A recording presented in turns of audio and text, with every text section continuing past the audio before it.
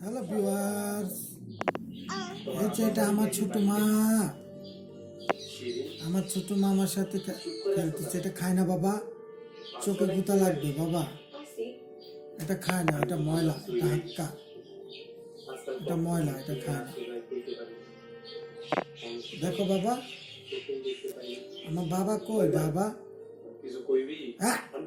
এটা খায় না মা, এটা পচা পচা, এটা গন্ধ। দেখেন বলছি খায় না, এর জন্য ফেলাই দিল। দেখেন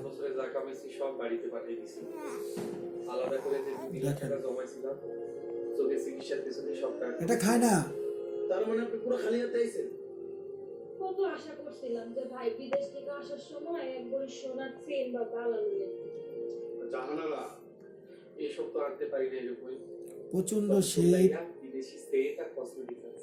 মেয়ে আজকে শীতের তো প্রথম আজকে জ্যাকেট পরেছে। আর শ্বশুর বাড়ি থেকে আমি কি করব? চেনটা লোশন আইছে। তার কাছে খুব বিরক্ত মনে হয়। তো একটা মোবাইল ফোন নিয়ে আয়। একটু পর পর টুপিটা টান দিয়ে খুলে ফেলার চেষ্টা করে। তোরা খুশি হস নাই? গুতা লাগবে আম্মু, সন্ডে সেট আইফোন তোদের কাছে গুতা লাগবে। শুনেন ভাই, এটা খায় না, এটার ভিতরে ময়লা, তারপর বাবুরে সোনা নিয়ে আসে। এটা ময়লা আছে কিছু আনেন নাই? বাবা, গুতা লাগবে।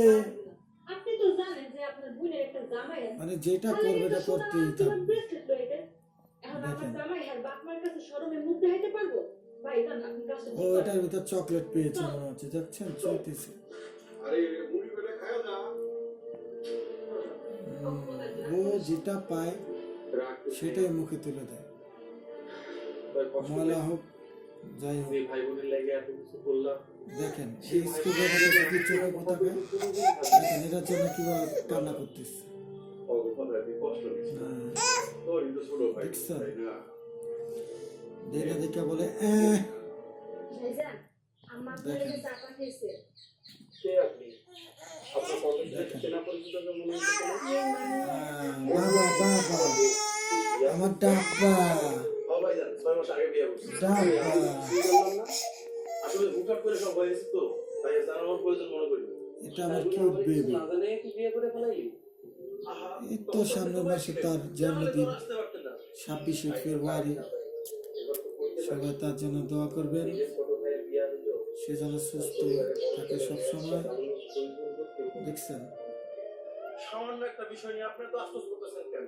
এমন তো না কেউ মরে গেছে আপনার না জানায় দাফন দাফন হয়ে গেছে। নিজের সুখ বিসর্জন দিয়ে অক্লান্ত পরিশ্রম করে উপার্জনের সব টাকা বিদেশে পাঠাইছি।